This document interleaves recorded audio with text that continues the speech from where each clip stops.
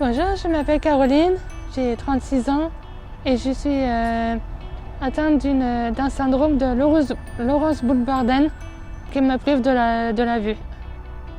Caroline se déplace avec une canne blanche depuis plusieurs années.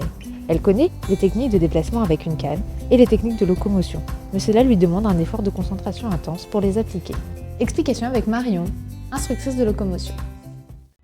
Il faut savoir que pendant son trajet, une personne déficiente visuelle doit gérer les obstacles qu'elle rencontre grâce à sa canne, doit analyser son environnement pour savoir où elle est et ce qu'il lui reste à faire, doit chercher ses repères pour ne pas manquer son objectif et doit anticiper les arrivées au carrefour. Tout ça en gardant un bon axe de déplacement afin de marcher droit sur son trottoir, en faisant aussi attention à la distance parcourue pour s'assurer qu'elle n'est pas allée trop loin, en manquant peut-être un repère. L'effort est donc constant et très important. L'absence de repères podotactiles complique encore davantage les déplacements de Caroline, car elle s'appuie essentiellement sur son toucher de canne pour se déplacer. Sélectionnée par Audrey, éducatrice au centre Paul Corteville, Oxford est le chien qui assistera Caroline dans ses déplacements. Le travail d'Oxford va vraiment être de faciliter la prise de repères, ce qui va amener pour Caroline une décontraction mentale. Elle va être moins stressée durant ses trajets et du coup en découle une décontraction musculaire, ce qui va lui permettre d'effectuer ses trajets avec moins de fatigue à la fin.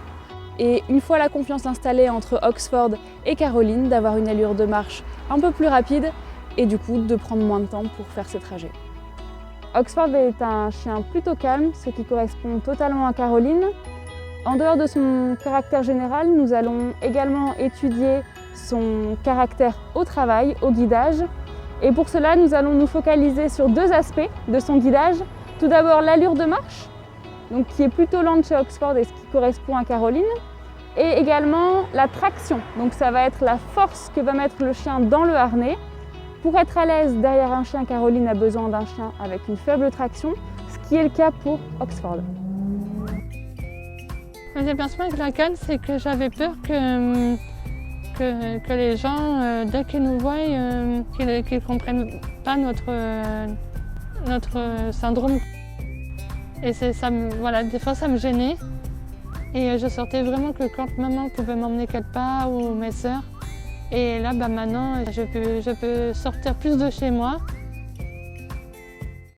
Pour effectuer un trajet d'environ 300 mètres, Caroline met plus ou moins 20 minutes avec sa canne. Grâce à son chien guide, elle va diviser par deux ses temps de trajet et presque égaler la vitesse de marche moyenne d'une personne voyante.